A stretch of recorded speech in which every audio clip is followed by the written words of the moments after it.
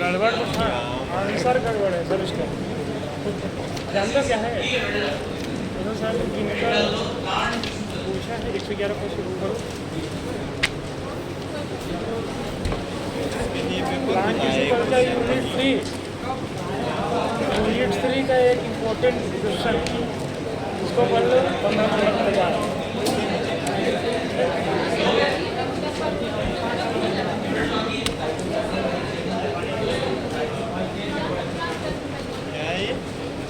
कुछ बाकी है क्वेश्चन पेपर 113 नंबर क्वेश्चन दिखाओ। 111 और 113 ये विंडो ले लो, ये विंडो ले लो, 111 बोलिए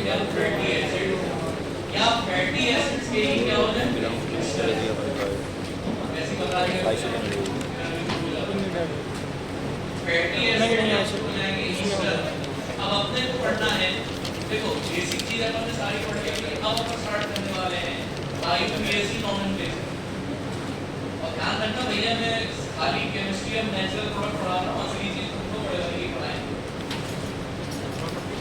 अगर हमें लिपिड्स के लिए नॉमेनक्लेचर करना हो तो थोड़े से उसके फंडे अलग हो जाते हैं, कुछ चीजें सेम है तुम लोगों ने सुनी होगी। जैसे अगर मान लो ये लंबी चौड़ी चेन है, कितनी भी हो, तो अगर यहाँ एंड में देखो एसिड है, मतलब कौन सा ग्रुप प्रेजेंट होगा? CO है।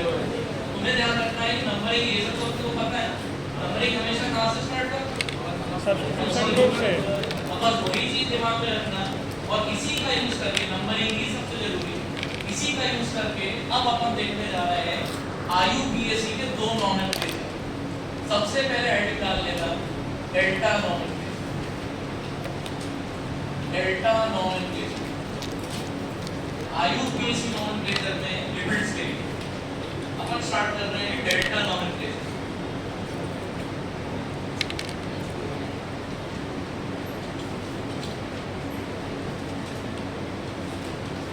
यही तो है कि या तो डेल्टा आएगा, एक दूसरा और आता है जिसको लिखना बता दे रहा हूं। एक और होता है जिसको अपन बुलाते हैं ओमेगा।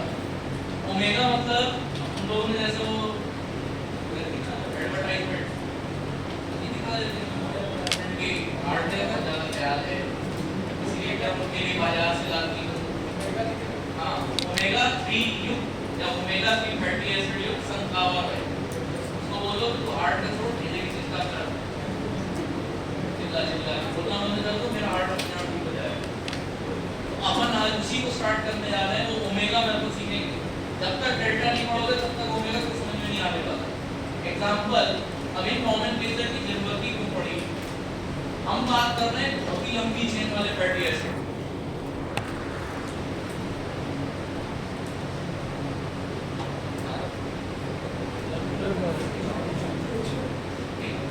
मान लीजिए 18 कार्बन की चेन वाला एक फैटी एसिड। अब इसमें तुमको कहां डबल बॉन्ड आएगा, कहां ट्रिपल बॉन्ड आएगा, ठीक है, किधर तुम OH लगाओगे, हालत खराब हो जाएगी। ये 18 कार्बन को कहां लिखते बैठोगे? ऑक्टेन, फिर डेका, ओमिक एसिड, उसमें अपने की केमिस्ट्री है, तुमको कैसे आएगी? तुम्हें ध्यान रखना है कि अगर तुमने नंबरिंग यहां पर कर भी दी जो कन्वेंशनल सिस्टम है, तो इनको बनाना आराम से बनाना टाइम देते हो। ये 18 कार्बन की लंबी चेन। अब ये अगर सिंपल नॉमेनक्लेचर हुआ है, इसी नॉमेनक्लेचर को या नंबरिंग को हम बुलाते हैं डेल्टा नॉमेनक्लेचर। इसके हिसाब से अगर मैं तुमसे कहूं कि लिखा हुआ है डेल्टा 9, मान लो डेल्टा 9 है, मतलब समझ जाना, ये तुमने स्टेरॉइड में शायद थोड़ा बहुत सीख लिया होगा। डेल्टा 9 है मतलब ये इंडिकेट करता है कि 9 और 10 कार्बन के बीच में क्या प्रेजेंट है? क्लियर हुई बात? दूसरा, अगर मान के चलिए इतना बड़ा एसिड है तो उसको नाम लेके नहीं बताना है, आपने बिल्कुल उसे नाम लेके नहीं बताना है।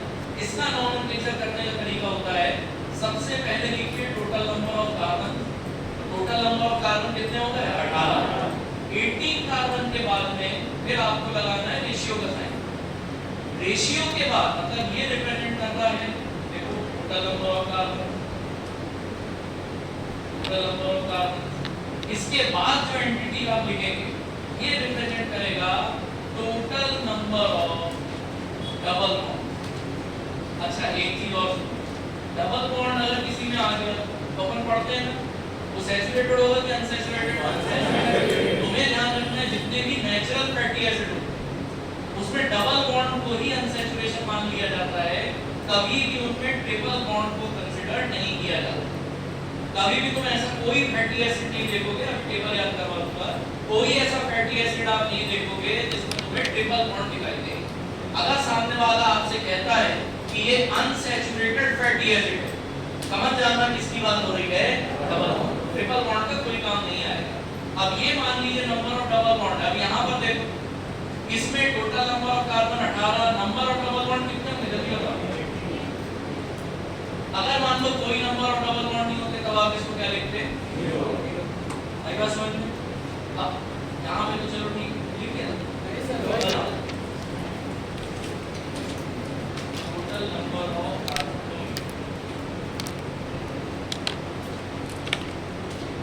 फैटी एसिड में अनसैचुरेशन मतलब डबल बॉन्ड, ट्रिपल बॉन्ड होएगा ही नहीं।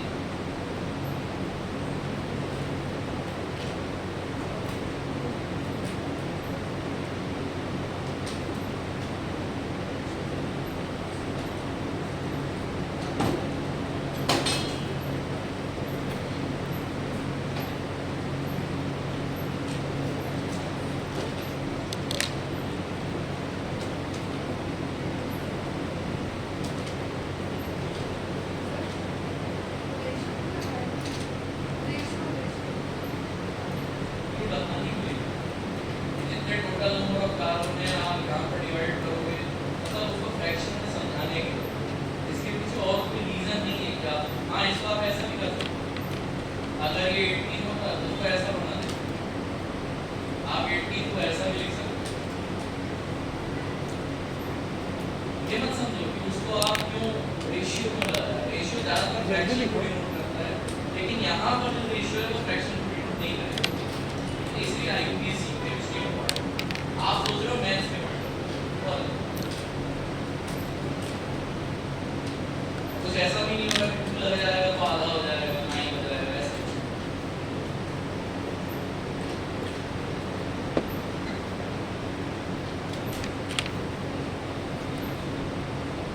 पहली चीज इंडिकेट करती है टोटल नंबर ऑफ कार्बन, दूसरी चीज क्या इंडिकेट कर रही है total number of double bond. अब यहाँ पर अगर आपने ये बताया कि भाई साहब total number of double bond 1 है, तो तुम्हें ये भी तो बताना पड़ेगा ना कि उस डबल बॉन्ड की पोजीशन क्या हो। तो इसका कंप्लीट नाम हो जाएगा डेल्टा, और डेल्टा को तुम्हें क्या लगा देना? 9। ये बन गया इसका IUPAC नॉमेनक्लेचर। एक कोई भी व्यक्ति होगा अगर उसने थोड़ा बहुत भी फैटी एसिड पढ़ के रखा है, वो बस खाली इतना सिंपल देखेगा और तुरंत बता देगा कि ये इसको रिप्रेजेंट करता है। एक एग्जांपल बता, ये अभी पूरा सिखा दूं, कितने क्या है, डबल बॉन्ड क्या है, एसेंशियल क्या है, नॉन एसेंशियल क्या है।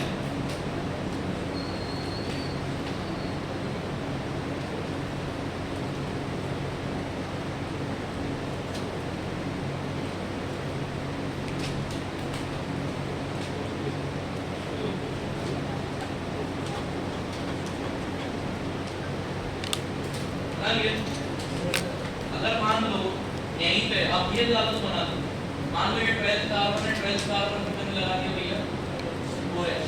अब इसका पूरा नाम क्या हो जाएगा? 12 पे क्या लग गया? Hydroxy, delta 9 18:1। अब ये ओलिक एसिड नहीं था तो भैया को मुसी बनानी, तुम्हें जानना पहले था ओलिक एसिड, अब इसका नाम हो जाएगा रिसिक ओलिक एसिड। और ये तुमको कहाँ मिलेगा? तुम्हारे जो सिलेबस में ये ड्रग है कैस्टर ऑयल का, सब सर्वे यही है, जो भी उसकी अच्छी चीजें सब इसी का रिसिनोलिक एसिड। और रिसिनोलिक एसिड का मतलब ये है 12OH डेल्टा 9 18:1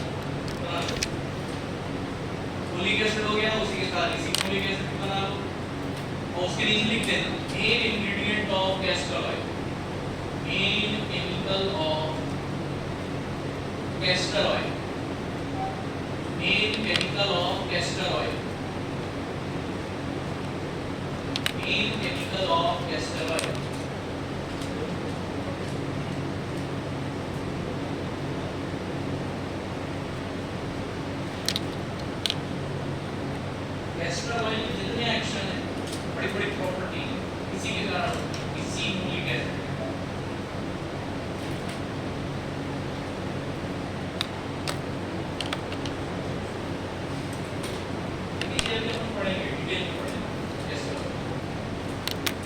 पहुंच गए सब?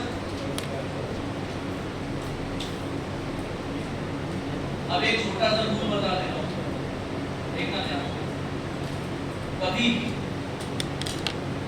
अगर मान लो फैटी एसिड है, अभी तो तुमने एग्जांपल पढ़ा था कि चलो एक है डबल बॉन्ड, तो तुमने बोल दिया डेल्टा 9, ठीक है। अब जैसे वन डबल बॉन्ड, ये मैं फैटी एसिड के लिए बता रहा हूं, बस इसको सब जगह कंसीडर कर सकते। मान लो एक डबल बॉन्ड आया है, तो ये फिक्स है, जितने नेचुरल फैटी एसिड्स होते हैं अगर उनमें पहला डबल बॉन्ड आएगा तो वो पहला डबल बॉन्ड हमेशा किस पे आता है? हमेशा ध्यान रखना, आज तक जितने ये आइसोलेट हुए उनमें फर्स्ट डबल बॉन्ड हमेशा तुम्हें कहां मिलेगा? डेल्टा 9, या तो होगा ही। अगर मान लो उसमें दो डबल बॉन्ड, कोई फैटी एसिड है इसमें तुमको दो बार अनसैचुरेशन देखने को मिला, मतलब दो डबल बॉन्ड मिले। अब एक चीज तो कंफर्म है, पहला डबल बॉन्ड किस पे आया होगा? कंफर्म है। उसके बाद 3 पढ़ा देना, 9 के बाद अगर सेकंड डबल बॉन्ड आएगा, ठीक है, वो किस पे आएगा तुम्हारा? 12। मतलब ये हो गया फर्स्ट डबल बॉन्ड, ये कैसा हो जाएगा? Second double bond. अब आ जाओ, इसको भी लिख लो, देख लो, थर्ड डबल बॉन्ड। अगर 3 डबल बॉन्ड है, मतलब एक चीज तो कंफर्म है, पहला किस पे, दूसरा किस पे, तो तीसरा हो जाएगा 3। फर्स्ट डबल बॉन्ड 9 पे, 12 पे सेकंड डबल बॉन्ड और 15 पे थर्ड डबल बॉन्ड।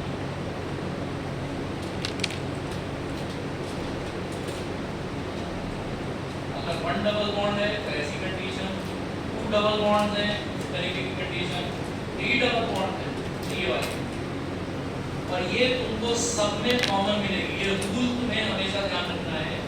और नेचुरल फैटी एसिड ऐसे लिखते हैं, plant derived fatty acid, plant derived fatty acid,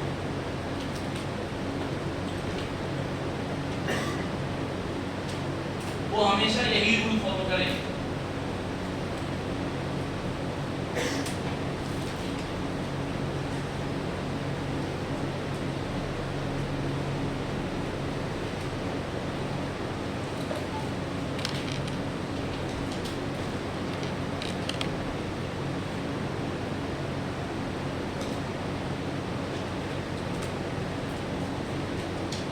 मान लो अगर 3 से ज्यादा डबल बॉन्ड हुए, यानी 4 डबल बॉन्ड हुए, तो चौथा किस पे आएगा?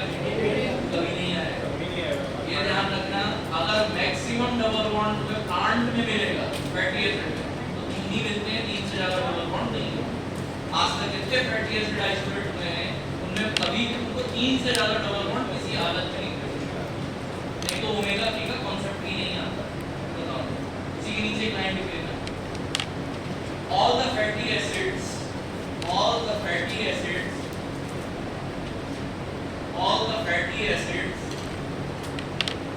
derived from plants, all the fatty acids derived from plants contain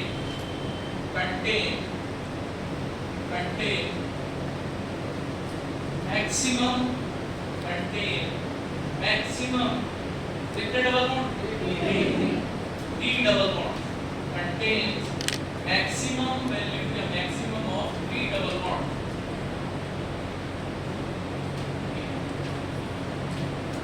और जिनकी पोजीशन इस तरीके से है, ठीक है। फर्स्ट डबल बॉन्ड है 9 पे, 2 डबल बॉन्ड है तो पहला 9 पे ही आएगा, दूसरा किस पे आएगा? 12 पे। 3 डबल बॉन्ड है तो पहला 9, दूसरा 12, तीसरा किस पे आएगा? 15 पे।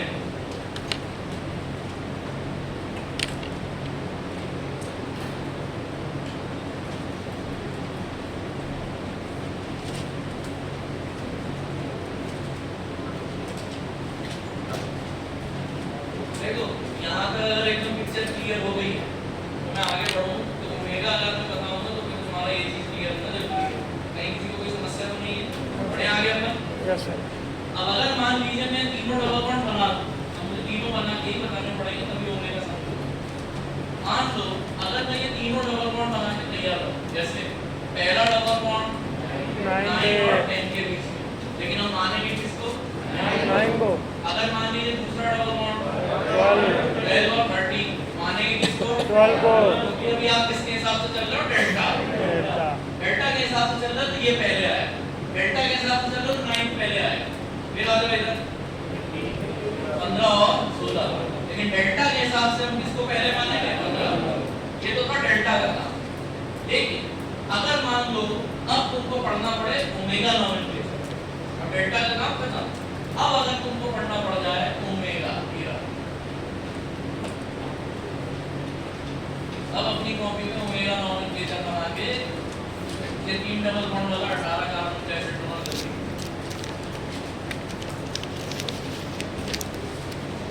ओमेगा नॉमेनक्लेचर हेडिंग डालिए, मेन फिर ये 18 स्ट्रक्चरल के कार्बन का मेन एसिड इंग्रेडिएंट बनाइए। कहाँ डबल बॉन्ड है आपको क्लियर होना चाहिए।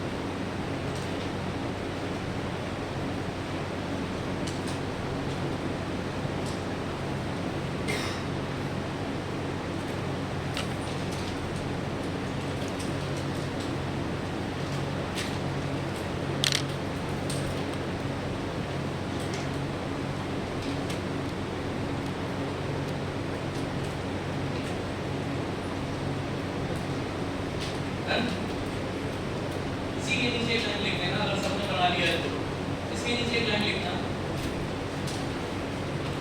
अभी तक तुम पढ़ते थे कि अल्फा कार्बन, बीटा कार्बन वो होते थे कि भैया तो फंक्शनल ग्रुप से सबसे पहला कार्बन। जैसे अगर यहाँ पर देखोगे ये रहा फंक्शनल ग्रुप, इस फंक्शनल ग्रुप का पहला कार्बन है उसको क्या पढ़ते हैं? अल्फा। ये कैसा रहता है? बीटा। ये कैसा रहता है? ये कैसा रहता है? अब ये तो था नॉर्मल नॉमेनक्लेचर। अब तुमको बताना कौन सा है? ओमेगा। तो तुम्हें ध्यान रखना है ओमेगा कार्बन उस कार्बन को बोलते हैं जो कि मेन फंक्शनल ग्रुप से सबसे लास्ट का कार्बन है। उस कार्बन को आप क्या बुलाते हो? Omega carbon. यानी अगर मैं तुमसे यहाँ पर पूछूं कि ओमेगा 1 कार्बन डेल्टा के अकॉर्डिंग कौन सा बनेगा? C18 carbon. तो तुम यहाँ पर कौन से कार्बन के नाम से बुलाओगे भैया? ओमेगा 1। ये क्या हो जाएगा? ये देखो, ये क्या हो गया? ओमेगा 3 4 5, ये क्या हो गया? Omega 6 7 8 omega 9। अब मैं तुमको यहाँ पर इसलिए उतना लंबा थोड़ा फालतू लिख के नहीं बता रहा हूँ क्योंकि तुम्हारे काम के 3 ही हैं। एक तो ये इसलिए जरूरी है तुम्हें पता रहे कि हमने ओमेगा 1 को यहाँ से क्यों स्टार्ट किया। क्यों? ये कार्बन मेन फंक्शनल ग्रुप से सबसे लास्ट वाला कार्बन। अब इधर देखो, अगर ये ओमेगा 3 कार्बन है, मजे की बात ये है कि ये ओमेगा 3 कितनी अजीब बात है। ये ओमेगा 3 एक्चुअली में किस कार्बन पे आ रहा है? C14 और C16 इसी के साथ एसोसिएटेड है।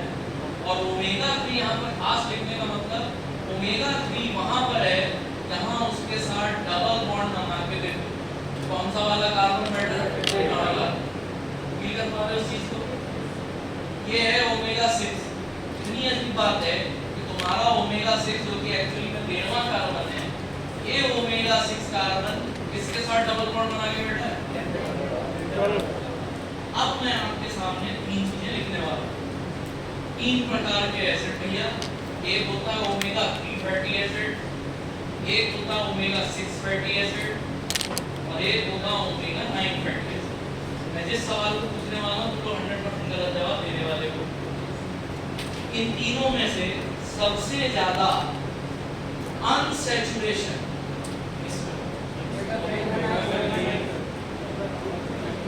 सबसे ज्यादा अनसैचुरेशन किसमें होना चाहिए? ओमेगा 9। अगर तुम ओमेगा 9 को गिन रहे हो तो हमेशा ध्यान रखना फैटी एसिड में ओमेगा 9 डिपेंडेंट लगता है कि एक्चुअली स्टार्ट किया तो ओमेगा से जब तुमने गिनना स्टार्ट किया तो यहाँ कहीं डबल बॉन्ड नहीं मिले तुम्हें डायरेक्ट डबल बॉन्ड सबसे पहला कहाँ पर मिला? ओमेगा 9। अब अगर ओमेगा 9 पे डबल बॉन्ड आया है मतलब देखो डेल्टा 9 पे डबल बॉन्ड है, क्या मैं ऐसा लिख सकता हूँ? ओमेगा 9 मतलब डेल्टा 9। आगे बस अब इन पे आ जाओ, ये कह रहे हैं ओमेगा 6 है मतलब गिनना स्टार्ट करो, यानी आपको पहला डबल बॉन्ड जो दिखाई दिया यहाँ से गिनने ये ओमेगा प्लस यहाँ से गिनना पड़ेगा, इधर से नहीं गिनना। तो ओमेगा 6 कार्बन पे हमको पहला डबल बॉन्ड देखने को मिला। और बेटा एक चीज कंफर्म है, ओमेगा 6 पे पहला डबल बॉन्ड मतलब डेल्टा कौन सा होगा? 12। और डेल्टा 12 तभी होगा जब पहला डबल बॉन्ड कहाँ आया हो? डेल्टा। क्या मैं इसको ऐसे लिख सकता हूँ? ओमेगा 6 मतलब डेल्टा 12 तो होगा, लेकिन सर डेल्टा 12 है मतलब साथ में और क्या होगा? 9। समझे? अब अगर ओमेगा 3 मतलब ये तो ओमेगा 3 कार्बन पर इनको पहला डबल बॉन्ड दिखाई, ये जो एक्चुअली रिप्रेजेंट कर रहा है ना, कहते हैं omega 3 fatty acid 6 fatty acid, उसका मतलब ये है कि ओमेगा 3 कार्बन पे फर्स्ट डबल बॉन्ड देखा गया। First double bond at omega 3, उसको आप बोलोगे omega 3 fatty acid. First double bond at omega 6 को आप उसे बोलेंगे ओमेगा 6 फैटी एसिड। और फर्स्ट डबल बॉन्ड ओमेगा 9 तो आपने उसको बोल दिया ओमेगा 9 फैटी एसिड। लेकिन ये कितनी अजीब बात है कि फर्स्ट डबल बॉन्ड मतलब जब आप यहाँ से गिन रहे हो तो अगर ओमेगा 3 पे पहला डबल बॉन्ड आया मतलब कंफर्म है पिक्चर में कौन आ गया? डेल्टा 3।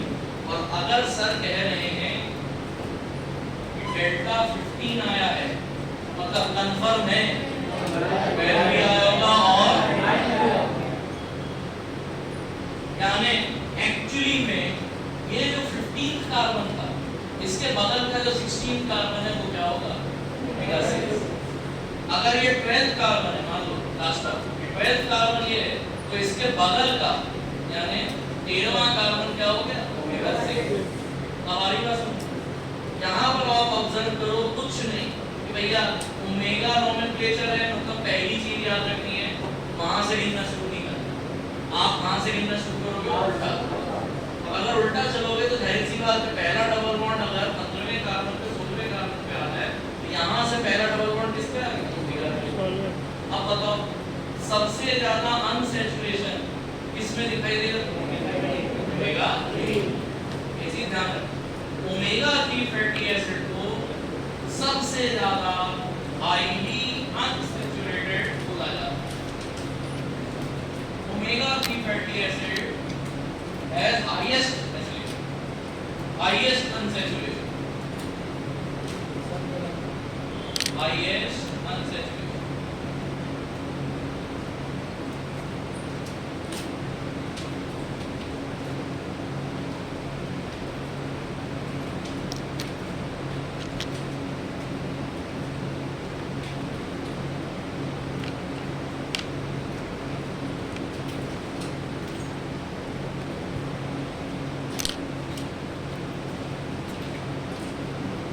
आधा के डबल बॉन्ड है और आप कहां से गिन रहे हो? बस ये डबल बॉन्ड तुम्हें पता होना चाहिए कहां से आप गिन रहे हैं, आपको ये पता होगा।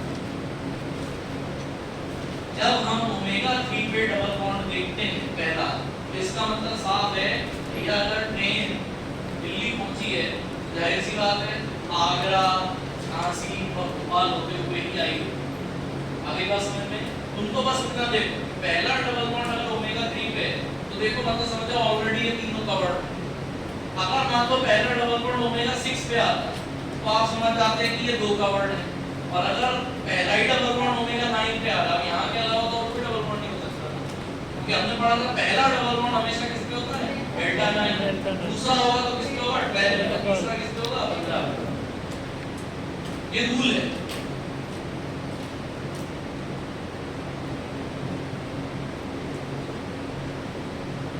सबसे ज्यादा highest unsaturation in plant derived fatty acid, plant derived fatty acid, highest unsaturation in plant derived fatty acids.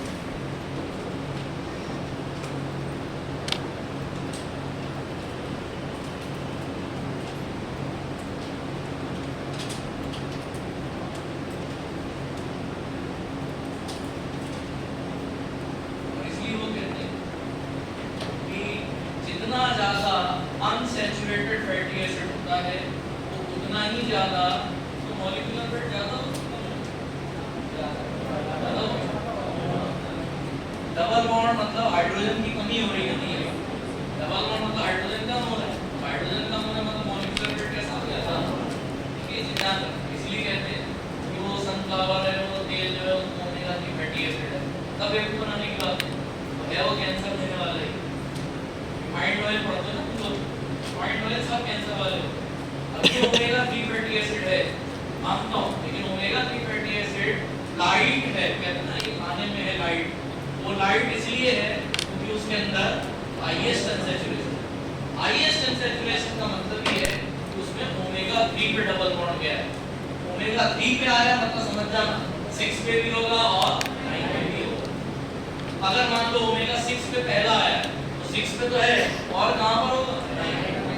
लेकिन अगर ओमेगा 3 तक बात पहुंची है तो अपने आप ही समझ जाना 6 और 9 पे तो ऑलरेडी हुआ ही होगा। यहां तक क्लियर हो गया सबको? ये चीज ध्यान रखना। हालांकि आयोडीन वैल्यू बताऊंगा वो इसीलिए होती है, आयोडीन वैल्यू सैचुरेशन अनसैचुरेशन को डिटेक्ट करने के लिए। अब एक टेबल बना लो, हेडिंग डाल देना saturated fatty acids from plant, saturated fatty acids from plant. कौन कौन से फैटी एसिड हैं सैचुरेटेड जो कि प्लांट में मिलते हैं? Saturated fatty acids from plants.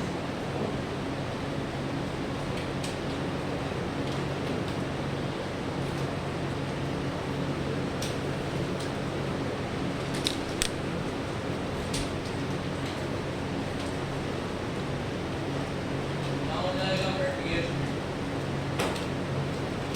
सारे सैचुरेटेड ही पढ़ेंगे हम, फिर उसके बाद में अनसैचुरेशन बताऊंगा। यहाँ पर लिख लेना टोटल नंबर ऑफ कार्बन। कैसे मेंशन करूँ टोटल नंबर ऑफ कार्बन को? कैसे मेंशन करूँ? डेल्टा। याद आया? पढ़ा था ना फैटी एसिड का बेसिक फॉर्मूला क्या होता है? ये तो अगर N है CH2 total number of carbon को कैसे रिप्रेजेंट करोगे?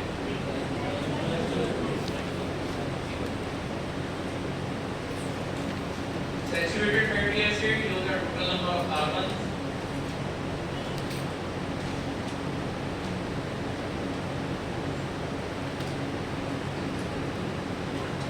वेट बता रहा हूँ ठीक से याद करेंगे।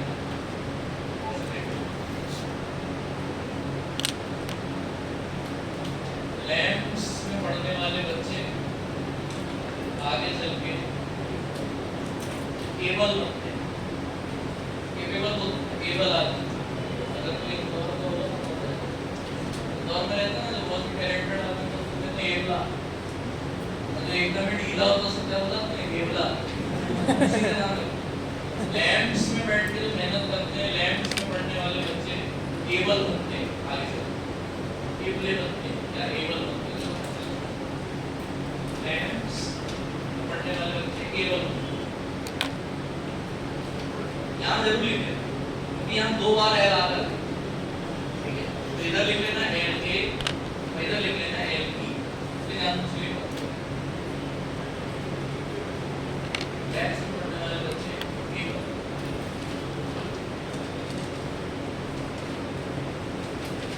तो अपन शुरुआती करेंगे टोटल नंबर ऑफ कार्बन 12 से। सबके नाम के आगे पहले शुरुआत अपन करेंगे 12 से, और +2 करते चले जाना, यानी शुरुआत में LA के आगे 12 लिख देना और फिर +2 करते जाना, 3 16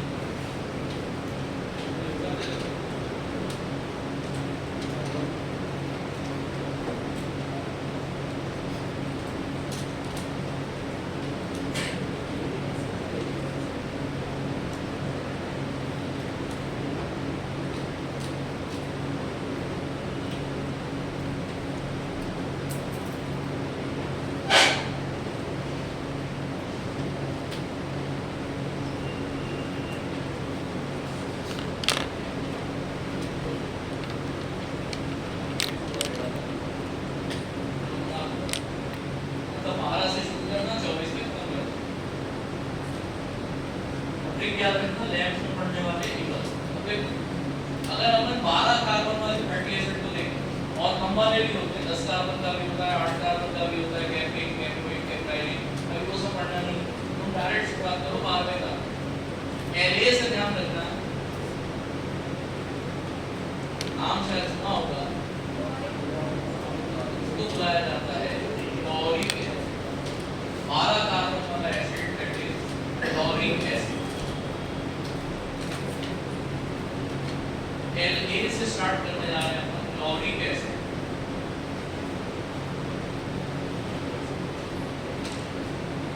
वो एक्स्ट्रा गाली देंगे तो दे लेना, लॉरिक एसिड किसी प्लांट में नहीं देते, एंटीमेटेरिक प्लांट, लेकिन ये इसलिए जरूरी है क्योंकि लॉरिक एसिड यानी 12 कार्बन को कैसे रिप्रेजेंट करते हैं? जैसे 10 कार्बन के लिए क्या बोलते हो? डेकाइल, ये बोलते हो। 12 कार्बन के लिए क्या बोलते हो? 2 डेकाइल। तो अगर ये 2 डेकाइल हो, और ध्यान से देखना, 2 डेकाइल के लिए फेमस नाम और क्या यूज कर लेते हैं अपन? क्लोराइड। अब इसका नाम तुमने कहाँ सुना वो भी देखो, सोडियम क्लोराइड सल्फेट। क्लोराइड का मतलब ये है कितने कार्बन की चेन होगी इसमें? 12 कार्बन प्लस इसी का एक और नाम भी होता है जीनियस। सोडियम डोड एसडीएस बेस तो सुना है ना? सोडियम डोडेकाइल। वो पॉलीएक्राइलामाइड जेल इलेक्ट्रोफोरेसिस। तो जेल इलेक्ट्रोफोरेसिस में प्रोटीन का अगर तुम्हें सेपरेशन करना है तो अपन क्या यूज करते हैं? एसडीएस। और कितने मजे की बात है, एसडीएस और कुछ नहीं, इसी को बोला जाता है। तो आप एसएलएस बोलो, एसडीएस बोलो, बात वही है। क्यों? एल का मतलब क्या हो गया? क्लोराइड। डी का मतलब क्या हो गया? डोडेकाइल। 100 बात की एक बात, घूम फिर के कितने कार्बन? 12।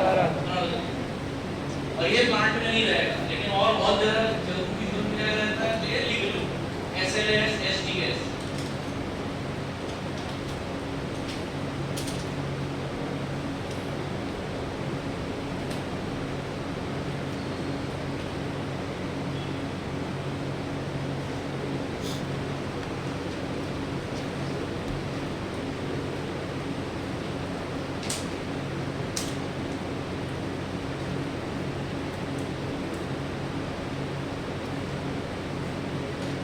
सीनियर्स हैं उसी को मैं कह रहा हूँ, एसडीएस का यूज तभी किया जाता है जब आपको प्रोटीन का सेपरेशन देखना हो। जब हम प्रोटीन की जेल इलेक्ट्रोफोरेसिस करते हैं जिसको बुलाया जाता है PAGE यानी एसडीएस पेज।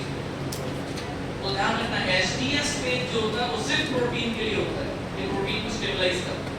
उतना वस्तु जो की मॉलिक्यूल थी ना, मैं जेल इलेक्ट्रोफोरेसिस में पढ़ा हूं, अभी नहीं हुआ है।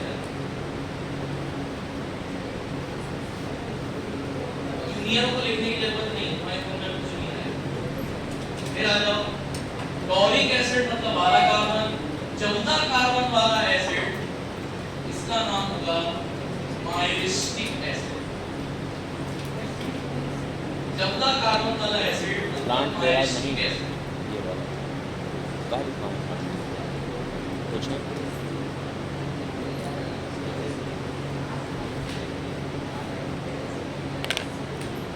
माइरिस्टिक एसिड ये कहाँ पाया जाता है? वो माइरिस्टिक है ना, माइरिस्टिक से याद रखना, एक प्लांट होता है जिसको हम क्या बुलाते हैं? माइरिस्टिका। अब सुनने में ऐसा लगेगा बाप रे माइरिस्टिका कौन सी खतरनाक है? कुछ नहीं, इसी को बोलते हैं। ये अमीर लोगों ने सुना होगा, फ्रंट में मेरी तरह जो लोग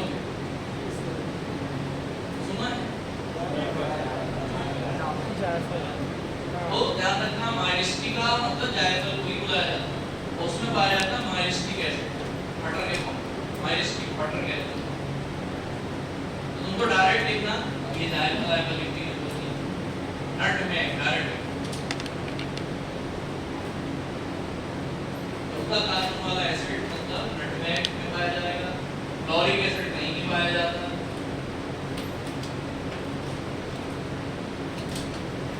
बाकी जितने भी एसिड है, ठीक है, वो दो करके या तीन करके अलग अलग तरीके से बताने पड़ेंगे। अब ये सिंगल सिंगल से तो ये इनके प्लांट निपटा देंगे। पीएस केबी ये अलग अलग एसिड हैं, ये हो सकता है कई सारे ड्रग में आते हैं, तो इनको मैं जब पूरा बता दूंगा पढ़ा दूंगा उसके बाद में बताऊंगा। अभी ये सिंगल सिंगल थे इसलिए इनको पहले निपटा देंगे। अब आ जाओ, अगर पी की बात करें, अब ये तुम्हारा सुना हुआ है, ठीक है, ये तुम्हारा आइसोस्टेट बायोकेमिस्ट्री में तुमसे डायरेक्ट यही क्वेश्चन पूछा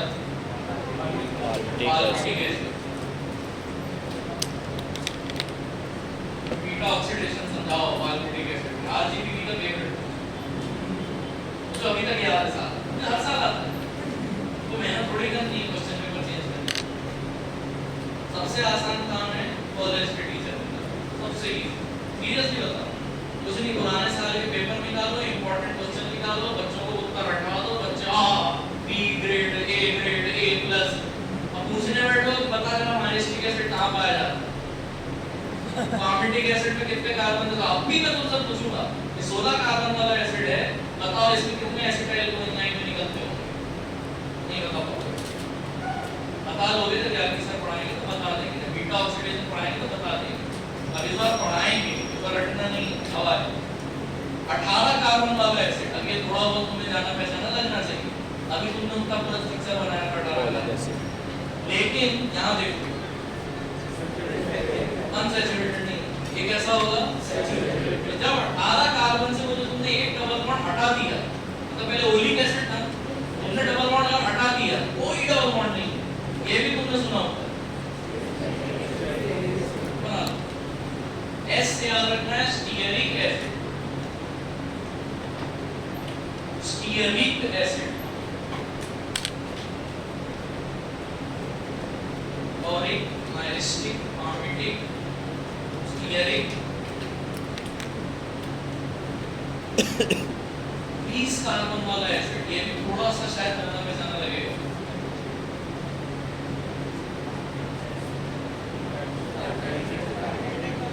प्रोस्टाग्लैंडिन इसी से बनता है, इसका नाम लिखना पहले, एरेचिडिक एसिड, अक्सर नहीं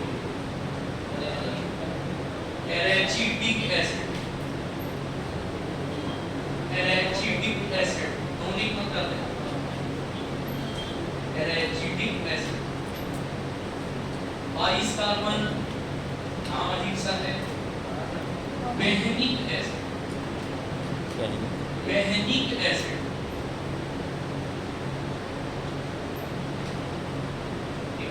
और Li से याद रखना लिग्नोगैरिक acid, लिग्नोगैरिक acid,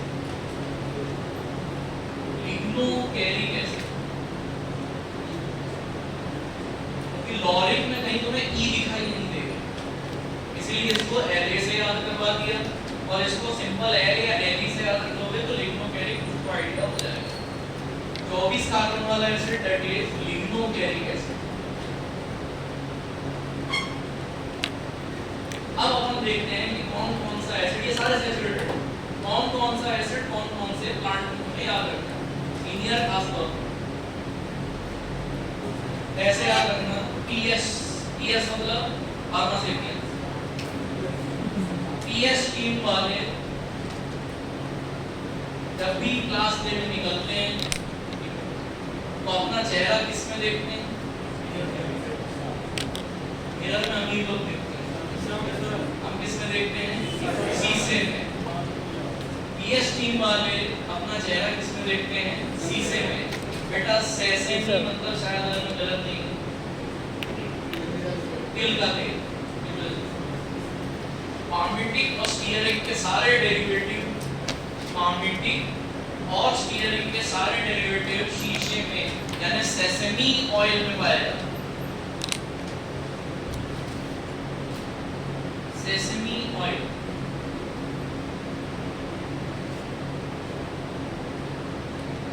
sesame oil, on heating of stearic acid counting sesame oil.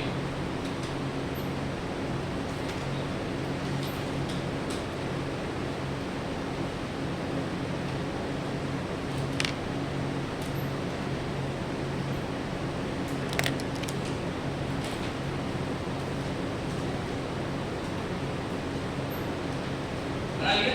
Yes sir. PS यानी palmitic और stearic acid के सारे डेरिवेटिव sesame oil में मिलेंगे। A और B, ठीक है? जब तक जिंदगी में A, B, C, D थी, तब तक पढ़ाई भी अच्छी लगती थी, दुनिया भी अच्छी लगती थी, मतलब आपको हर चीज कैसी लगती थी, एकदम मस्त। जब तक जीवन में A, B, C, D थी, लाइफ एकदम मस्त थी। मस्त से तुम्हें याद रखना एक ही ऑयल हो सकता है, कौन सा? Mustard oil. मस्टर्ड ऑयल, सरसों का तेल। मस्त से याद रखना है मस्टर्ड ऑयल।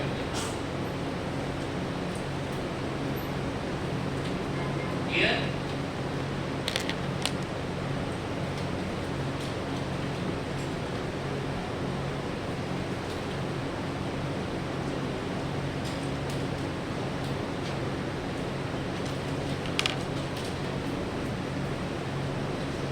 जीवन में ABCD तब तक लाइफ मस्त, मस्त से याद रखना मस्टर्ड ऑयल। बढ़िया? और जब आप B से लेके पूरा कवर कर, तो चाहो तो अलग लिख, B से लेके पूरा यहाँ तक लिख लो कैरेक्टर अगर आओगे, तो ये तुमको मिलता मतलब सबसे ज्यादा पौष्टिक माना जाता है। आपने सुना होगा इसको अपन गरीबों का बादाम कहते हैं। जगह नहीं है। मूंगफली के बारे में सुना है ना? मतलब समझ जाना कौन से ऑयल की बात चल रही है, पीनट ऑयल। इसी का दूसरा नाम क्या हो सकता है? ग्राउंडनट। और इसी का एक और नाम है, इसको पीनट ऑयल भी बुलाते हैं, मूंगफली, ग्राउंडनट भी बुलाते हैं। और याद रखना ऑल्सो नोन एज, ये नहीं पता हो, एरेचिस ऑयल। ध्यान रखना ये तीनों नाम एक ही के हैं, मूंगफली का तेल। ध्यान रखना सबसे ज्यादा पौष्टिक peanut oil, arachis oil, groundnut oil, तीनों एक ही बात। आराचिस, देखो ये तो सुना होगा, पीनट सुना होगा, ग्राउंडनट सुना होगा, ये थोड़ा सा डिफरेंट है, इसको याद रखना। एरेचिस ऑयल, पीनट ऑयल उसी को ग्राउंडनट ऑयल बुलाते हैं, उसी को एरेचिस ऑयल बुलाते हैं।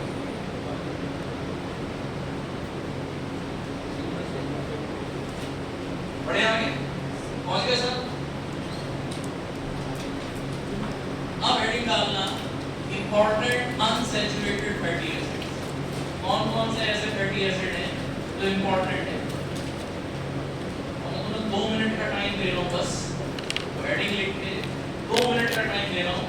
ये सारे एसिड और ये कितने कार्बन लेके बैठे हैं हमारे दिमाग में अच्छे से बैठना चाहिए। मैं डायरेक्ट पूछूंगा कि 20 कार्बन है, तुरंत आंसर आना चाहिए। क्या हो जाएगा? Acid. Some important unsaturated fatty acid heading बाद में डाल दो, डिवीजन पहले कर दो। टेबल जल्दी से पढ़ेंगे फटाफट, एक नजर देखो।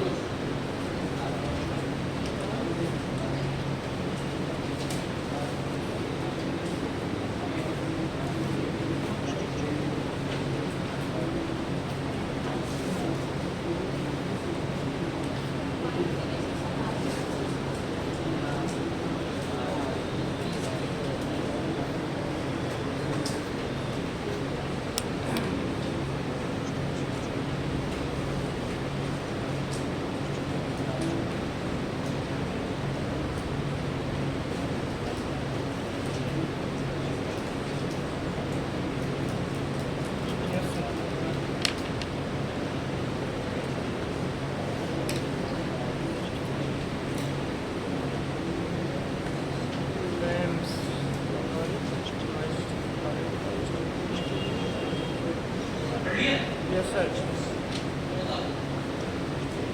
अगर मैं कह रहा हूँ 16 कार्बन, ठीक है सर।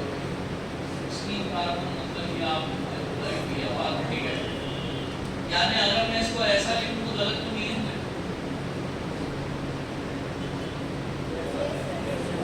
ये लिखा है क्योंकि पार्टिक एसिड हमने पढ़ा था किसमें, सैचुरेटेड। तो अगर सैचुरेटेड है मतलब रेशियो के पास संख्या कितनी है, जीरो, कोई डबल बॉन्ड नहीं, जीरो डबल बॉन्ड। अब मान लो मैंने 16:0 था तो पार्टिक बोला, मान लो मैं 16:1 कर दूं, कितने डबल बॉन्ड हो गए, पोजीशन कौन सी है बेटा, ओमेगा के हिसाब से ओमेगा भी। अब अगर ये 16:1 है तो साहब डेल्टा 9 हो गया, ओमेगा भी क्या हो गया 9, दोनों में से कोई एक ले लो, आपका नाम हो जाएगा। इसका नाम कंप्लीट होगा, पहले था पार्टिक, अब हो जाएगा पार्टिक पॉलिक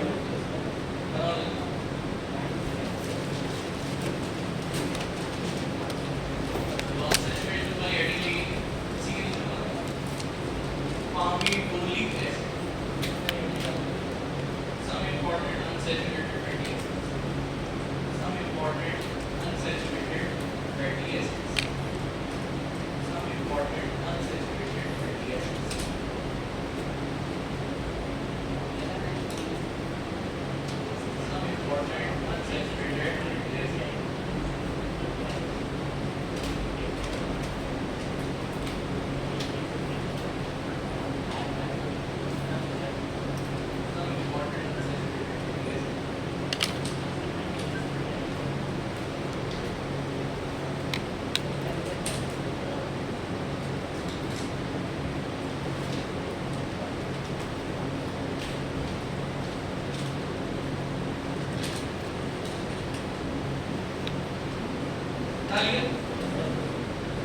मान लो 16 कार्बन था, चलो अच्छी बात है आपने बता दिया। अगर मान लो 16 की जगह में क्या देता 18 कार्बन, स्टीयरिंग मतलब 18 कार्बन, और इसको अपन ऐसा लिख सकते हैं 18:0, स्टीयरिंग हो गया भैया 18:0,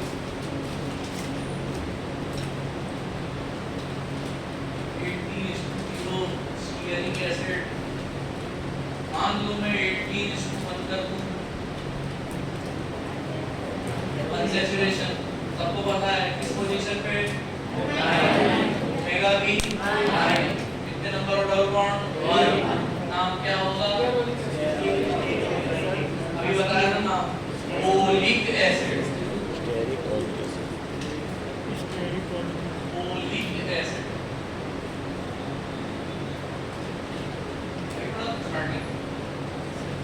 ओलिक एसिड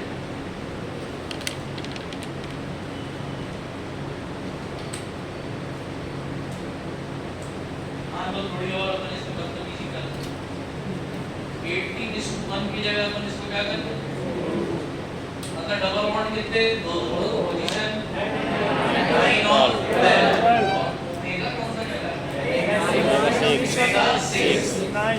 पहला डबल बॉन्ड किस पे आएगा, ओमेगा 6 पे, दूसरा डबल बॉन्ड आएगा ओमेगा 9, तो आपको ओमेगा 6 पकड़ना है। तो ये हो गया भैया डेल्टा 9 है, और अगर ओमेगा देखोगे तो ओमेगा 6, इसका नाम था पहले क्या था देखो ओलिक, इसका नाम लिख लेना लीन ओलिक एसिड, लीन एक्स्ट्रा,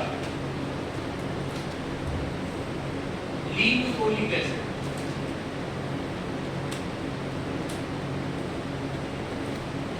अगर वो पूछे अब तो नहीं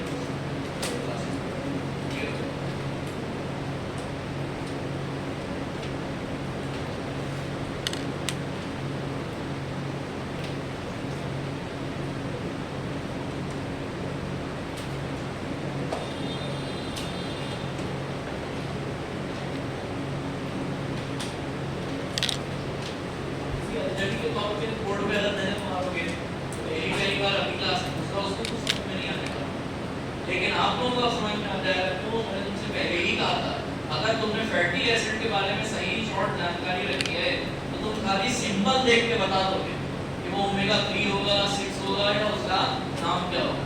जैसे 18:0 तो क्या हो जाएगा स्टेरिक, एक डबल बॉन्ड लगा दो ओलेनिक, दो डबल बॉन्ड लगा दो और बदतमीजी कर दो। आपने इसमें लिख दिया 18:3, जल्दी बताना डेल्टा क्या होगा और ओमेगा, और इसका नाम लिख देना। जैसे ये था लिनोलिक, पहले था ओलिक, फिर हुआ लिनोलिक, अब नाम हो जाएगा लिनोलेनिक एसिड। लिनोलेनिक एसिड, पहले था लिनोलिक, अब हो जाएगा लिनोलेनिक।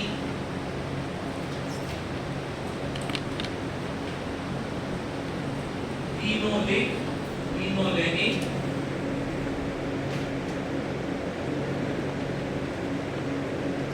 तुमसे क्वेश्चन क्या पूछते हैं, और यही फेमस है, सबसे ज्यादा क्यों फेमस है मैं बता रहा हूँ। कोई रीजन है इन दोनों को लाके कर सकेगा ध्यान से। तो आपसे सवाल ये पूछते हैं कि बताओ इनमें से कौन सा एसिड ओमेगा 3 फैटी एसिड की कैटेगरी में आएगा। हमारे लिए इसलिए आसान है क्यों, क्योंकि वहां लिखा हुआ है यहाँ ओमेगा 3, लेकिन अगर ये ओमेगा 3 नहीं भी होता और यहाँ लिखा होगा 9, 12, 15 तक बात पहुंच गई ना, तो समझ जाओ क्या होगा ओमेगा 12 तक बात पहुंची, मतलब 9 पे ही रह गई तो ओमेगा। अब ये तुम्हें देख के समझ में आना चाहिए। दूसरा तुमसे वो सवाल क्या पूछेंगे कि इन तीनों में हाईएस्ट अनसैचुरेशन तुम्हें कहां देखने को मिलेगी।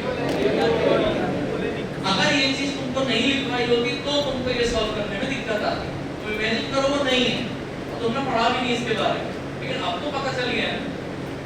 दूसरा, अगर मान लो आप क्वेश्चन पूछेंगे तो ये क्वेश्चन आता है 100%,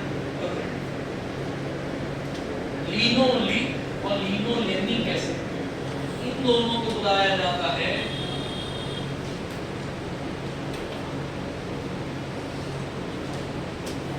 EFA का मतलब essential fatty acids, essential fatty acid, क्या है एसेंशियल फैटी एसिड,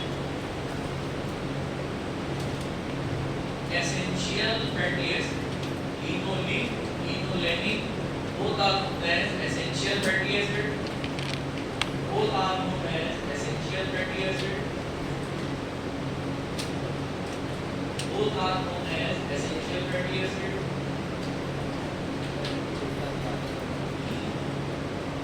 Essential मतलब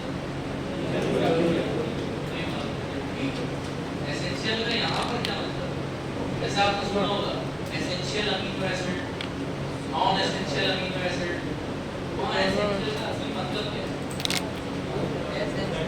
जो आपकी बॉडी, आपको एसेंशियल क्या होगा, जो बॉडी की जरूरत है, आपके पास जो नहीं है वही आपको एसेंशियल है, जो आपके पास आ गया फिर वो एसेंशियल नहीं है। ये जो यहाँ जितने भी आपने बड़े-बड़े शायर सुने हैं तो कहते हैं प्यार में कुछ नहीं रखा है, ये मान के चलो वो अब उसको नॉन एसेंशियल इसीलिए मान रहे हैं तो एक बार वो चीज से गुजर चुके हैं। अगर वो उसको एसेंशियल मान रहे हैं मतलब समझ जाओ उनको उस चीज की कमी है। आपने ध्यान रखना है बॉडी जो चीज प्रोड्यूस नहीं कर पाती, बॉडी जो अमीनो एसिड प्रोड्यूस नहीं कर पाती, बॉडी जो लिपिड नहीं बना पाती है उसको क्या मानती है एसेंशियल, यानी वो सब आपको डाइट से प्रोवाइड करना पड़ेगा। एसेंशियल अमीनो एसिड वो अमीनो एसिड होते हैं जो आपको डाइट से अपनी बॉडी को देने पड़ते हैं, आपकी बॉडी बना नहीं सकती। एसेंशियल फैटी एसिड वो फैटी एसिड होंगे जो डाइट से आपके शरीर में आएंगे, आपकी बॉडी बना नहीं सकती। जैसे तुम लोग जब बीमार होते हो तो विटामिन सी तुम्हें लेना पड़ता है, कुत्ते को कभी देखा विटामिन सी लेते हो? क्योंकि भगवान ने जानवरों को बहुत बड़ा आशीर्वाद किया है कि उनके इंटेस्टाइन में जो बैक्टीरिया होते हैं, एक बैक्टीरिया होता है जो कि विटामिन सी बना सकता है, तो कभी भी जानवरों को विटामिन सी की जरूरत नहीं पड़ती। हम जो जानवर हैं हमें विटामिन सी की जरूरत है कि जो एंजाइम असल में इंटेस्टाइन में विटामिन सी बनाता है वो हमारे अंदर नहीं है, तो हमारे लिए विटामिन सी क्या हो गया एसेंशियल, जिसको हमें बाहर से लेना पड़ेगा। बाहर से इसलिए लेना पड़ रहा है क्योंकि आप खुद घर में नहीं बना सकते। क्लियर हो गई बात? दूसरा, अगर ये एसेंशियल फैटी एसिड है, इन्हीं का एक और नाम होता है, ध्यान से देख लेना, इंडियन में तुम्हें विटामिन पढ़ाऊंगा तब की तब देखी जाएगी, अभी इसको ऐड कर लेना It is also known as vitamin F. याद रखना A B C D और E के ये सब पढ़ोगे। आज आप पढ़ोगे विटामिन F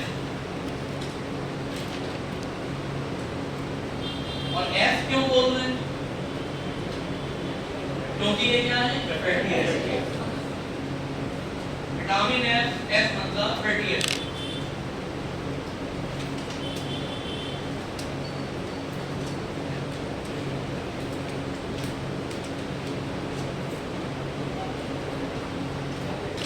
ये होगा एसेंशियल फैटी एसिड, ध्यान रखना। उसी के नीचे एक लाइन लिख लेना, these essential fatty acids, these essential fatty acids, these essential fatty acids, these essential fatty acids are required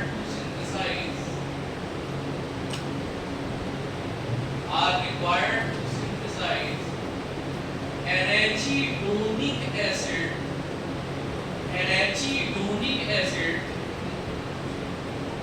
These essential fatty acids are required to synthesize arachidonic acid in body.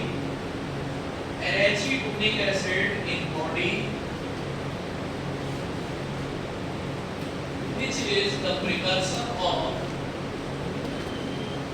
prostaglandins. Which is the precursor of prostaglandins, PGs. जो आपके शरीर में बुखार आना, छींक, खांसी, सर्दी, ये सारी चीजें जो होती हैं वो इसी की वजह से होती हैं। एलर्जीज ये इन्हीं के कारण होती है। हिस्टामिन, प्रोस्टाग्लैंडिन, ऑटोकॉर्ड सुनोगे, जूनियर से अभी आपके सिलेबस में नहीं है। ऑटोकॉर्ड ये सब नहीं है, आगे कोलोजी में आपके काम आएगा। शरीर में प्रोस्टाग्लैंडिन्स एराचिडोनिक एसिड से ही बनते हैं और एराचिडोनिक एसिड अगर आपको बनाना है तो आपको अपने शरीर को कौन से एसिड देने पड़ेंगे? Essential fatty acid. ये हो गई बात, ये अपना काम खत्म। अब आ जाओ, अब आए लिनोलेनिक और लिनोलिक और ओलिक, इससे मिल रहा है 18 कार्बन कहते हैं। 18 कार्बन मतलब स्टीयरिक एसिड, और स्टीयरिक एसिड किसमें पाया जा रहा है? सेसेमी ऑयल में और groundnut oil.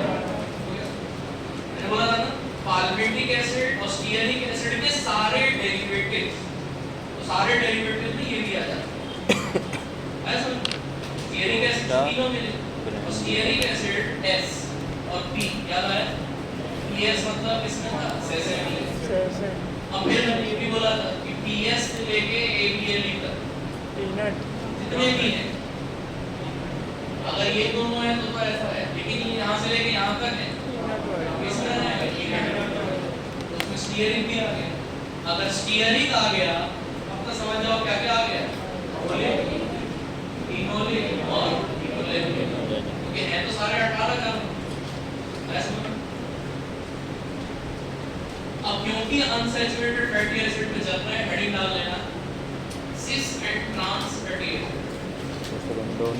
Sis and trans fatty acid, cis and trans fatty acid, cis and trans fatty acids. क्योंकि अनसैचुरेशन नहीं चल रहा है।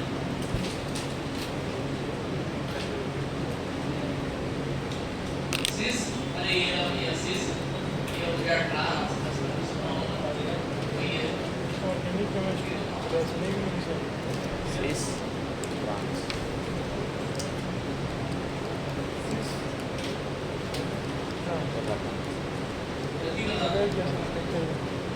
दो कंडीशन आपके सामने है, एक अनसैचुरेटेड और एक कैसी हो गई? सैचुरेटेड।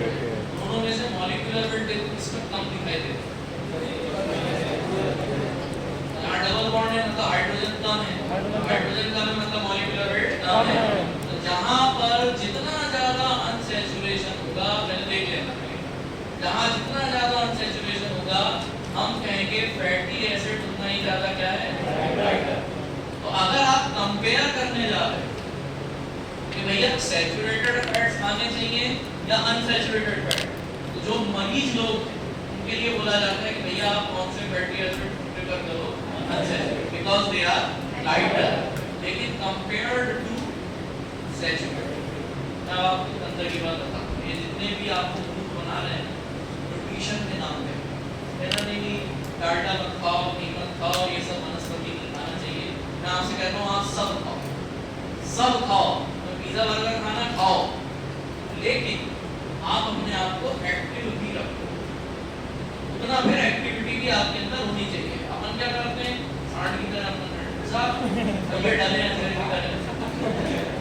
अगर आप कुछ एक्टिविटी नहीं ले रहे हो, आप जीवन में एकदम इनएक्टिव हो, तो बेटा तुम लाइटर से लाइटर ऑयल खा लो, तुमको हार्ट स्ट्रोक का खतरा होगा ही होगा, गारंटी है। आप जो आज की डेट में इतना सब नाटक देखते हो ना एडवर्टाइजमेंट, वो इसलिए नहीं कि ये खराब है, इसलिए कि आप खराब हो, आप इनएक्टिव हो, आपकी रूटीन गड़बड़ है और इस वजह से आपको इन सब का सहारा लेना पड़ रहा है। तो अगर वो तुमसे कहें कि अनसैचुरेटेड ज्यादा बेटर है या सैचुरेटेड ज्यादा बेटर है, सबसे पहले ये ध्यान रखना अनसैचुरेटेड बेटर तो है, लेकिन उनके लिए जिनकी लाइफस्टाइल एकदम कैसी हो, इनएक्टिव। अब जहां अनसैचुरेशन आया हमारे जीवन की सबसे बड़ी समस्या, जहां आपके जीवन में अनसैचुरेशन आया मतलब डबल बॉन्ड अगर आया है, तो अब एक चीज कंफर्म है कि बचपन में शायद सुना होगा, आपको बहुत अंदर नहीं जा रहा तो सुना जरूर होगा, अगर सिंगल बॉन्ड होता है वो आपस में क्या कर सकते हैं, रोटेट। लेकिन अगर डबल बॉन्ड होता है तो रोटेशन नहीं होता। रोटेशन जब नहीं होता है तो आप डबल बॉन्ड में आइसोमेरिज्म कौन सा पढ़ोगे, तब हमें पढ़ना होता है कौन सा आइसोमेरिज्म, ज्योमेट्रिकल आइसोमेरिज्म। अब ज्योमेट्रिकल आइसोमेरिज्म बोलना आसान है, आज के बाद अगर किसी को समझाना हो कि ज्योमेट्रिकल आइसोमेरिज्म का मतलब, सिंपल तुमको क्या लिख देना है, सिस और ट्रांस। सिस और ट्रांस का मतलब ये होता है ज्योमेट्रिकल आइसोमेरिज्म। पहला, अनसैचुरेटेड फैटी एसिड अच्छे हैं, हाँ ना, लेकिन किससे अच्छे हैं, सैचुरेटेड। अब सर अनसैचुरेटेड में भी दो प्रकार के आते हैं, एक हो जाता है सिस फैटी एसिड और एक आपने सुना होगा भाई ट्रांस फैटी एसिड। जो ज्यादा फिटनेस फ्रीक होंगे, कॉन्शियस होंगे, आपको जो बोला जाता है बाहर के खाना मत खाओ, भैया ये फास्ट फूड अवॉइड किया करो, वो इसलिए बोला जाता है क्योंकि उन फूड्स में वो ऑयल किस प्रकार का यूज करते हैं बच्चे, ट्रांस।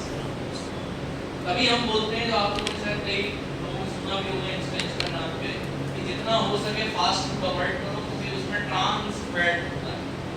अब पहली बात तो मैं आपसे ये पूछना चाहता हूँ कि ट्रांस फैट और सिस फैट में अंतर क्या है? जितना तुमने सिस ट्रांस आज तक पढ़ा उस हिसाब से बता। जब दो ग्रुप सेम साइड रहते हैं, सेम साइड पे ट्रांस में डिफरेंट साइड, सिस अच्छा क्यों है, ट्रांस बेकार है? सिस का बाइंडिंग अच्छा होता है, पर ट्रांस का बाइंडिंग एक साइड से वो अच्छे एक ही साइड से बाइंडिंग करता है। कोशिश कर रहा हूँ अच्छी बात। एक चीज हमेशा ध्यान रखना, क्योंकि ज्योमेट्रिकल पे आते हैं जीवन में आज के बाद हमेशा के लिए ये दिमाग में बैठा लेना, सिस और ट्रांस में से अगर कंपेयर करें तो trans isomer is more stable, जबकि सिस जो होता है वो कैसा होता है, क्योंकि एक साथ बल्कि ग्रुप जो है वो कहाँ है, एक ही तरफ आ रहे हैं। तो जब बल्कि ग्रुप एक ही तरफ आ रहे हैं तो थोड़ा तो रिपल्शन होगा, ऐसे मतलब मैं विजुअली बता दूं।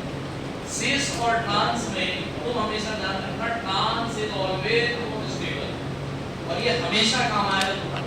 बायोलॉजी उठाओ, केमिस्ट्री उठाओ, कभी भी 8वें सेमेस्टर तक जीपैट, जब भी तुमको पूछा जाए कि सिस या ट्रांस, तो ज्यादा स्टेबल अगर पूछा तो किस पर टिक लगाओगे, ट्रांस। अभी मैं उतना पूरा तो डायग्राम नहीं बताऊंगा, अगली क्लास में बताऊंगा, आरटी चेक करें, आरटी वैल्यू पे बनाएंगे। अभी मैं सिर्फ सिंपल लैंग्वेज में बता दूं, इन दोनों में से हमारा शरीर डाइजेस्ट किस पर सकता है, अभी बोलना नहीं, सोच समझ तब तुम कुछ खाते हो, तुम्हारा शरीर उसका क्या करता है, ब्रेक डाउन करता है। sis अब बताओ इन दोनों में से जल्दी टूटेगा कौन? sis क्योंकि ये कैसा है, unstable आगे प्रश्न दूसरा, एक आपसे ये भी पूछा गया होगा कि तेल लेने जा रहे हो, खुला तेल कभी मत पीना, या जो घी होता है बहुत देर तक अगर खुला रखा होता तो उसे कहते हैं मत खाओ। खुला तेल खुला घी क्यों पड़े?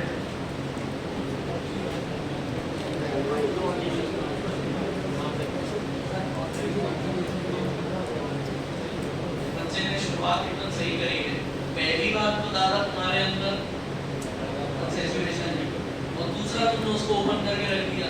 अब माहौल में तो वाटर भी है, ऑक्सीजन भी है, ऑक्सीडेशन भी हो सकता है और हाइड्रोलाइसिस भी हो सकती है।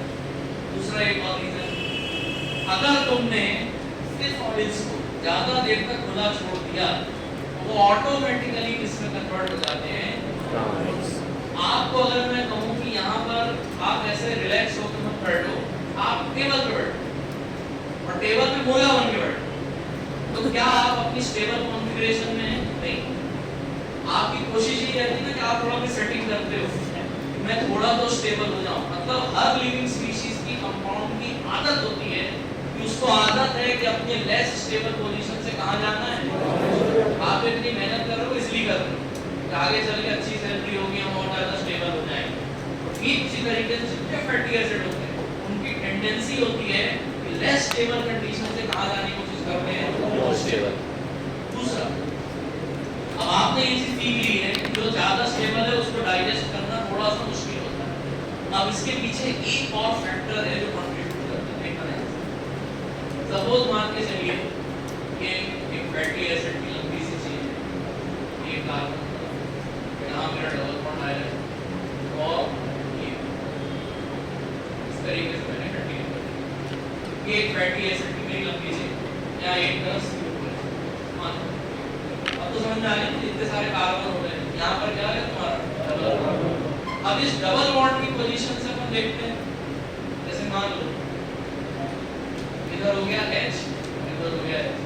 अब हम इस डबल बॉन्ड की पोजीशन से देखेंगे, बल्कि ग्रुप एक तरफ में या अलग तरफ, डिफरेंट साइड। देखो ये वाला एल्काइल चेन इधर है, ये वाला एल्काइल चेन इधर है, तो क्योंकि दोनों अलग अलग एरिया में है तो आप इसको कौन सा फैटी एसिड बताना होगा। अगर ये ट्रांस फैटी एसिड है और इसको मैं एक छोटा सा जूम आउट वाला वर्जन भी बना देता हूं, ओवरऑल देखा जाए तो ऐसे ही दिख सकता है। प्लस हो जाता है। अब आ जाने जरा 6,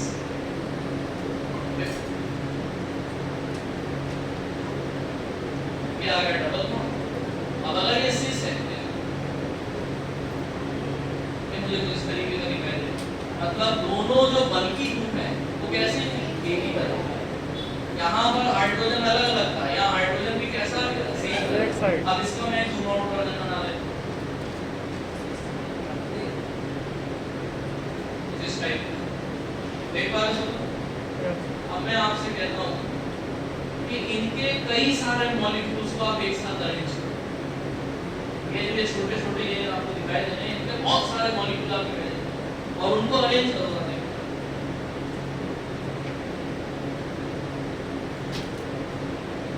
इन दोनों में से मतलब ये ट्रांस की पैकिंग यहाँ पर देखो, हो सकता है एक आधा चलो आ जाए एक जैसा, हो सकता है एक ऐसा आ जाए, हो सकता है एक ऐसा आ जाए।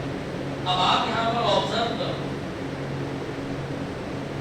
उतनी ही स्पेस है, उतनी ही स्पेस यहाँ पर भी है, उतनी ही स्पेस यहाँ पर भी है।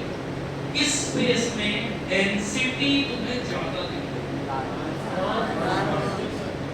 डेंसिटी मतलब पता ना, यानी अगर आपसे बोला जाए डेंस पैकिंग कौन से फैटी एसिड की होगी, और जो पहले से ही तगड़ा है उसको डाइजेस्ट करने में तो प्रॉब्लम आएगी ना। क्लियर हो गई बात? क्योंकि इनकी डेंस पैकिंग होती है, ट्रांस फैटी एसिड इनकी डेंस पैकिंग होती है, यूजली पैक्ड नहीं होते, इसीलिए इनको डाइजेस्ट करना उतना इजी नहीं होता। इनका डाइजेशन कैसा हो जाता है, डिफिकल्ट। और आप भी चाहोगे ना, आपको मैं ये कहूँ तुम सीधे ना खड़े होके, तुम ऐसे होके खड़े रहो पूरे टाइम, तो आप स्टेबल महसूस करेंगे? नहीं। आपकी कोशिश रहेगी कि ऑटोमेटिकली आप किस फेज में आने की कोशिश करो। इसीलिए कहा जाता है कि trans isomer is always more stable than cis isomer. यहाँ पर लिखें ना, ये हो गया सिस फैटी एसिड, यहाँ होती है लूज पैकिंग। अगर ये लूज पैकिंग है तो इसका डाइजेशन भी easy.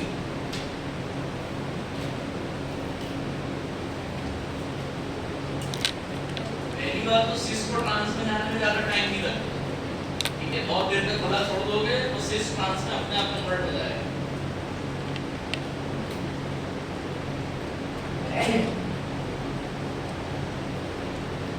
More stable, difficult digestion, उतना आसान नहीं है। सिस लेस स्टेबल, इजी डाइजेशन, खुद ही जल्दी टूट जाएगा।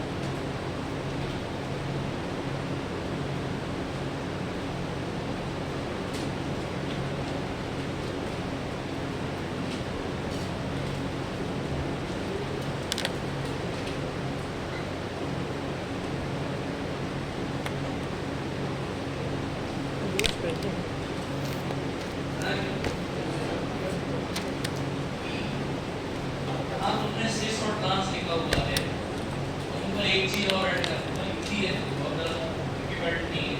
इसी के दूसरे नाम भी कई बार पूछते हैं। ऐसा करना, सिस आजकल हो गया ना हर चीज का शॉर्ट फॉर्म। पापा जी नहीं बुलाएंगे, क्या बुलाएंगे? हाँ। सिस्टर नहीं बुलाएंगे, क्या बुलाएंगे? सिस। तुम सिस्टर से ही याद रख लेना, मेरी सिस्टर, सिस से याद रखना। हमेशा कैसी रहती है? गुस्सा रहती है। सिस्टर हमेशा गुस्सा रहती है। सिस को याद रखना, इसको बोला जाता है सूसामैन आइसोमर। और सूसामैन को ही कैसे रिप्रेजेंट करते हैं? Also known as Z isomer. तो सिस बोलो, सूसामैन बोलो, also known as Z isomer.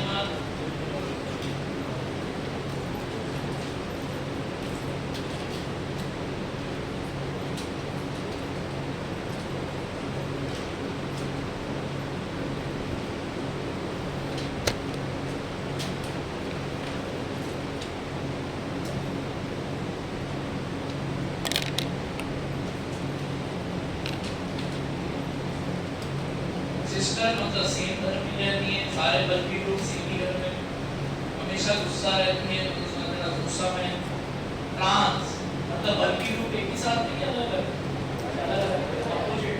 तो अपोजिट का मतलब ऐसे याद रखना, अपन कहते हैं ना अपोजिट है मतलब, कई बार अपन बोलते हैं सामने वाला कहता है एंटी है, एंटी मतलब अपोजिट। तो एंटी से याद रखना, इसका नाम होता है एंटेगेनियन। एंटेगेनियन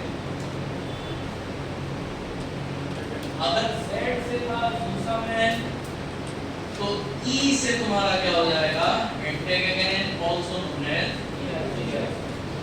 ट्रांस को ही आइसोमर बोला आपने। E का मतलब हो गया एंटेगेनियन, सिस को Z आइसोमर होगा एंड Z का मतलब हो गया सुषमा।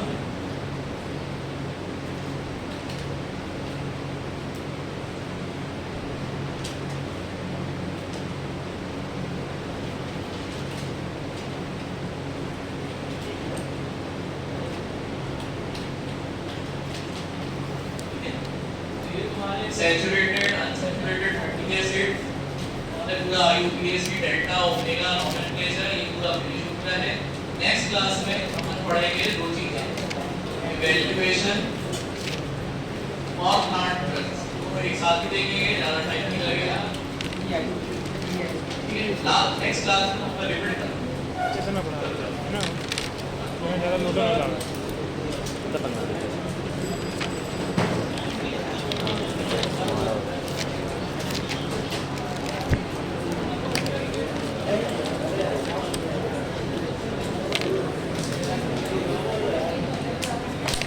हरी वाली पेन मार्च हो रहा है है। हरिया पेन ना तो नहीं हमारे गिर रही है